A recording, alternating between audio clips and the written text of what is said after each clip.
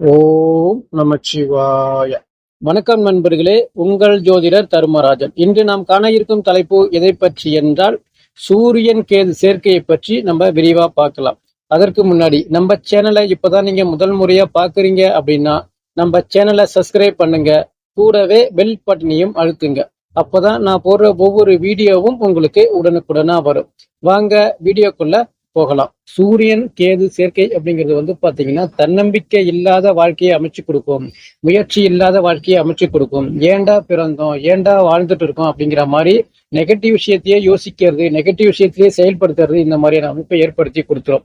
பொதுவா இந்த சூரியன் கேது சேர்க்கை அப்படிங்கிறது பாத்தீங்கன்னா ஜாதகரை முன்னேற்றத்தை நோக்கி செயல்படவே வைக்காது.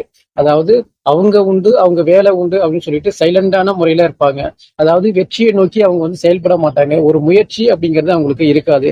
வேலைக்கு போகணும், சம்பாதிக்கணும், குடும்பத்தை முறைய வழி நடத்தணும் அப்படிங்கிற மாதிரி எந்த ஒரு அக்கறையுமே இல்லாம ஏனோ தானோ அப்படின்னு செயல்படக்கூடிய நபர்களாவே அவங்க இருப்பாங்க. சூரியன் அப்படிங்கிறது பாத்தீங்கன்னா தலைமை கிரகம், சம்பத்தியக்காரகன் அப்படின்னு சொல்றது பொதுவா. சூரியன் ஒருத்தவங்களுடைய ஜாதகத்துல வலுவா இருந்தாவே தலைமை பதவியை நோக்கி முயற்சி பண்ணுவாங்க. சம்பாதிக்கக்கூடிய திறமை அவங்களுக்கு இருக்கும். குடும்பத்தை முறையா வழிநடத்தி செல்லக்கூடிய அமைப்பை ஏற்படுத்தும். நீதி, நேர்மை, உண்மை அப்படிங்கிற மாதிரி அவங்க செயல்படுவாங்க.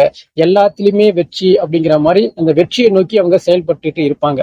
ஆனா கேது கூட சேர்ந்து சூரியன் இருந்தாவே இது சொன்னதுக்கு எல்லாமே பாத்தீங்கன்னா ஆப்போசிட்டா செயல்படக்கூடிய நிலை ஏற்படும். எதை பத்தியுமே கவலைப்பட மாட்டாங்க. அதாவது திண்ணை தூங்கி அப்படின்னு சொல்றது, அதாவது சாப்பிட்டு தூங்குறது, மறுபடியும் சாப்பிட்டு தூங்குறது, இந்த மாதிரி சோம்பேறித்தனமான வாழ்க்கையை அமைச்சு கொடுக்கறது தான் இந்த சூரியன் கேது சேர்க்கை அப்படிங்கிறது. தந்தை வர்க்கத்தை காலி பண்ணக்கூடிய சேர்க்கை அப்படின்னு கூட பொதுவா சொல்லலாம். தந்தைக்கும் இவருக்கும் ஒரு சில மனஸ்தாபங்கள் வருது, தந்தை இல்லாம செய்யக்கூடிய அமைப்பை ஏற்படுத்துறது. அப்படியே தந்தை இருந்தாலும் தந்தையால இவருக்கு பெரிய ஒரு ஆதாயம் அப்படிங்கிறது ஏற்படாது, நற்பலன்கள் அப்படிங்கிறது ஏற்படாது. இருந்தும் பயனில்லை அப்படிங்கிற மாதிரி அமைப்பை ஏற்படுத்தி கொடுத்துட்டோம்.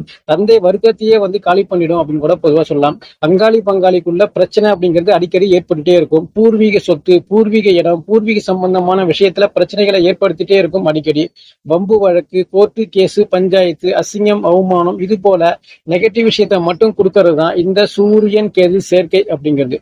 பொதுவா இந்த சேர்க்கை அப்படிங்கிறது லக்னத்துல இருந்துச்சு அப்படின்னா ஜாதகரை பாத்தீங்கன்னா அமைதியான முறையில வழி நடத்தி செல்லக்கூடிய அமைப்பை ஏற்படுத்தும். அவங்க உண்டு, அவங்க வேலை உண்டு அப்படின்னு அமைதியா இருப்பாங்க. ஆன்மீக பற்று அதிகமா ஏற்படும். கோவில் குளங்கள் அதிகமா செல்லக்கூடிய நிலை அவங்களுக்கு அதிகமாவே இருக்கும். எதை பத்தியுமே கவலைப்பட மாட்டாங்க. இருந்தா சாப்பிடுவாங்க, இல்லைன்னா அமைதியான முறையில உட்கார்ந்துருப்பாங்க அப்படின்னு கூட பொதுவா சொல்லலாம். இதே சூரியன் கேது அப்படிங்கிறது 2ஆம் இடத்துல இருந்துச்சுன்னா பேசக்கூடிய வார்த்தைகள் அப்படிங்கிறது பாத்தீங்கன்னா ரொம்ப பொறுமையா சைலண்டா பேசக்கூடிய நிலை அவங்களுக்கு ஏற்படும். ஒரு சில பேருக்கு பேச்சினாலேயே ஒரு சில வில்லங்கள் வரக்கூடிய நிலையும் ஏற்படுத்தும். ஒரு சில நபர்களுக்கு பேச்சே வராது அப்படின்னு கூட பொதுவா சொல்லலாம். இந்த குடும்பஸ்தானத்துல இந்த சூரியன் கேது இருக்கிறது குடும்ப வாழ்க்கையை போராட்டங்கள் நிறைந்த வாழ்க்கையாவே அமைச்சிட்டோம். குடும்பம் அவ்வளவு சீக்கிரம் சிறப்பா அமையாது. குடும்ப வாழ்க்கையை பாத்தீங்கன்னா கணவன் மனைவிக்குள்ள ஒரு ஒற்றுமை இல்லாத சூழ்நிலையை ஏற்படுத்திட்டு இருக்கும். அவங்களை பொறுத்த வரைக்கும் அடிக்கடி விபத்துகளை உண்டாக்கக்கூடிய நிலையில ஏற்படுத்திட்டு இருக்கும். 3ஆம் இடத்துல இந்த சூரியன் கேது சேர்க்கை இருந்தாவே முயற்சிகள் அனைத்தும் தோல்வி ஏற்படக்கூடிய நிலையில இருக்கும். பொதுவா முயற்சியே பண்ண மாட்டாங்க, அது ஒரு விஷயம். இருந்தாலும் முயற்சி பண்ணாலும் அது தோல்வியில தான் முடியும். தைரியஸ்தானம், வீரியஸ்தானம் அப்படிங்கிறது அவங்களுக்கு பெருசா செயல்படாது. சிறுதூர பயணங்கள் மூலமான வெற்றி வாய்ப்பு அப்படிங்கிறது பெருசா கிடைக்காது. நண்பர்களால ஒரு ஆதாயங்கள் கிடைக்காது. நண்பர்கள் விஷயத்துல பாத்தீங்கன்னா விலகியே இருக்கக்கூடிய நிலை அவங்களுக்கு ஏற்படும். எந்த ஒரு நிகழ்ச்சிக்கு போனாலும் அவங்கள பொறுத்த வரைக்கும் தனியா விலகி இருப்பாங்க அப்படின்னு கூட பொதுவா சொல்லலாம். 4ஆம் இடத்துல சூரியன் கேது சேர்க்கை இருந்தாவே தாய் ஸ்தானத்தை பாதிப்பு ஏற்படுத்துறது, படிப்புல கொஞ்சம் மந்தத்தன்மையை ஏற்படுத்துறது, தாயாருக்கும் இவங்களுக்கும் ஒரு சில வாக்குவாதத்தை ஏற்படுத்துறது, வீடு, வண்டி, வாகனம், தோட்டம், துருவு, அசிய சொத்துக்கள், யோகம் அப்படிங்கிறதுல எல்லாமே பிரச்சனையா அமையறது. அப்படி இருந்தாலும் கடைசி வரைக்கும் இவங்களுக்கு அது கை கொடுக்குமா அப்படின்னு கேட்டீங்கன்னா பெருசா கை கொடுக்கறதுக்கு வாய்ப்புகள் இல்லை. சுகபோக வாழ்க்கை அப்படிங்கிறது பெருசா உங்களுக்கு கிடைக்கிறதுக்கு வாய்ப்பு இல்லை அப்படின்னு தான் பொதுவா சொல்லலாம். இதே 5ஆம் இடத்துல இந்த சூரியன் கேது சேர்க்கை இருந்தாவே குழந்தைகள் ஸ்தானத்துல பாத்தீங்கன்னா பங்கம் ஏற்படுத்தும். தாமதமான புத்திர பாக்கியத்தை ஏற்படுத்துறது. அப்படியே குழந்தை இருந்தாலும் அடங்காத குழந்தை பிறக்கிறது.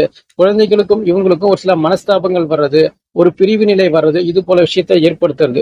குலதெய்வத்துடைய அருள் பெருசா கிடைக்கிறதுக்கு வாய்ப்புகள் இல்லை. 5ஆம் இடத்துல இந்த சூரியன் கேது இருந்தாவே பித்ரு தோஷம் அப்படின்னு சொல்றது பொதுவா.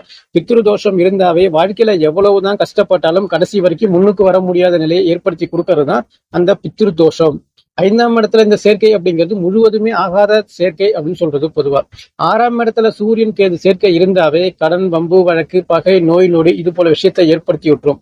எதிரிகளை அதிகமா வளர்த்து விட்டுரும் அப்படின்னு கூட பொதுவா சொல்லலாம். தனித்த கேது 6ஆம் இடத்துல இருந்துச்சு அப்படின்னா வம்பு வழக்கு, அசிங்கம், அவமானம், எதிரிகளோட தொல்லை, கடன் பிரச்சனைகள் இருக்காது அப்படின்னு சொல்றது. ஆனா சூரியன் கூட சேர்ந்து இருந்தாவே நேர் ஆப்போசிட்டா வந்து பாத்தீங்கன்னா எல்லாமே அமைச்சிட்டோம். வாழ்க்கையை வந்து போராட்டங்கள் நிறைந்த வாழ்க்கை அப்படிங்கிற மாதிரி ஏற்படுத்திட்டோம்.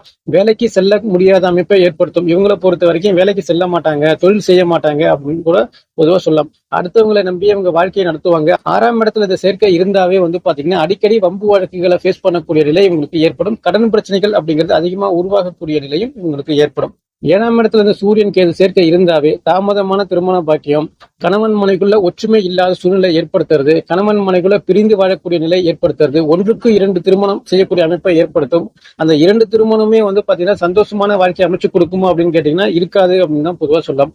கூட்டு தொழில வந்து பாத்தீங்கன்னா பிரச்சனைகளா அமையாது, நண்பர்களோடு ஒற்று போவாத நிலை ஏற்படுத்துறது, உறவினர்களுக்கும் இவங்களுக்கும் ஒரு அடிக்கடி வாக்குவாதங்கள் ஏற்படுத்தக்கூடிய நிலை அதிகமா இருக்கும்.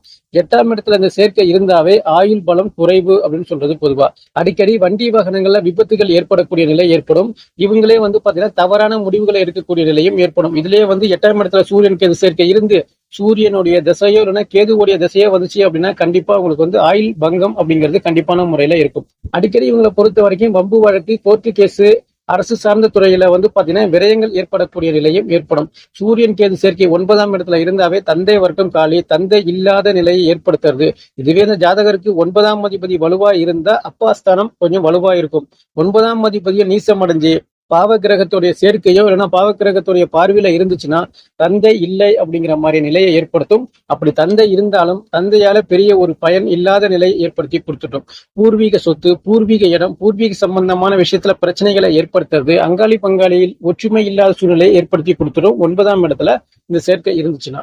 10ஆம் இடத்துல இந்த சேர்க்கை இருந்துச்சுன்னா 10ல வந்து சூரியன் திக்பலம் அடைந்தாலும் இந்த கேது கூட சேர்க்கும் பொழுது வந்து பாத்தீங்கன்னா அரசு பணியை கொடுத்து அரசு பணியை வந்து பாத்தீங்கன்னா பாதிலே எனக்கு வேண்டாம் அப்படின்னு சொல்லிட்டு உதறி தள்ளக்கூடிய நிலையை அமைச்சு கொடுத்துரும். இவங்களை பொறுத்த வரைக்கும் கேது அப்படிங்கிறது அவங்கள வந்து அனுபவிக்க வைத்து பிறகு வந்து எதுவுமே எனக்கு தேவையில்லை அப்படிங்கிற மாதிரி அமைப்பை ஏற்படுத்தி கொடுக்கறதா இந்த சூரியன் கேது சேர்க்கை அப்படிங்கிறது. 10ஆம் இடத்துல இந்த சேர்க்கை இருந்தாவே வேலைக்கு போக மாட்டாங்க, நல்ல வருமானத்தை நோக்கி போக மாட்டாங்க, வேலையில பிரச்சனை, வேலை செய்யற இடத்துல பிரச்சனை, மேலதிகாரி தொல்லை, சக ஊழியர்களோட ஒரு சில வாக்குவாதங்கள், இது போல நிலை தான் 10ஆம் இடத்துல இருந்துச்சுன்னா ஏற்படும். லாபஸ்தானத்துல சூரியன் கேது சேர்க்கை இருந்தாவே லாபங்கள் இல்லாத நிலையை அங்க ஏற்படுத்திட்டோம். மூத்த சகோதரர்களுக்கும் இவங்களுக்கும் அடிக்கடி வாக்குவாதத்தை ஏற்படுத்துறது, வெளிநாடு சென்று பாதிலே திரும்பி வரக்கூடிய நிலை ஏற்படும். பூர்வீக இடத்தை விட்டு வெளியில போய் வாழக்கூடிய நிலை ஏற்படுத்தும். பூர்வீக சொத்து அவங்களுக்கு பெருசா கிடைக்கிறதுக்கு வாய்ப்புகள் இல்லை. எவ்வளவு சம்பாதித்தாலும் சேமிக்க முடியாத நிலை அப்படிங்கிறது அவங்களுக்கு ஏற்படும். வரவுக்கும் செலவுக்கும் சரிசமமா இருக்கும் அப்படின்னு கூட பொதுவா சொல்லலாம். விரயஸ்தானத்துல சூரியன் கேது சேர்க்கை இருந்தாவே தூக்கம் கெடும், நிம்மதி கெடும், தொலைதூர பயணங்கள் ஏற்படக்கூடிய நிலை ஏற்படும். பூர்வீக இடத்தை விட்டு வெளியில போய் வாழக்கூடிய நிலை அவங்களுக்கு ஏற்படும். வாழ்க்கையை வந்து பாத்தீங்கன்னா ஏண்டா பிறந்தோம், ஏண்டா வாழ்ந்துட்டு இருக்கோம் அப்படிங்கிற மாதிரி ஒரு வெறுப்புணர்வோட வாழக்கூடிய நிலையை அவங்களுக்கு அமைச்சிட்டும். பொதுவா இந்த மாதிரியான சேர்க்கை இருந்தாவே அங்க குருவோடைய பார்வையில இருக்கணும், இல்லைன்னா குருவோட சேர்ந்து இருந்தா கூட ஓரளவுக்கு கெடுபலன்கள் இருந்து விலகி வரலாம் அப்படின்னு கூட பொதுவா சொல்லலாம்.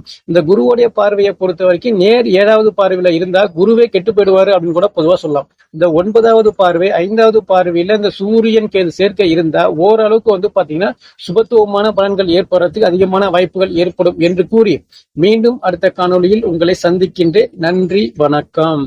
ஓம் நமச்சிவாய. வாழ்க வளமுடன்.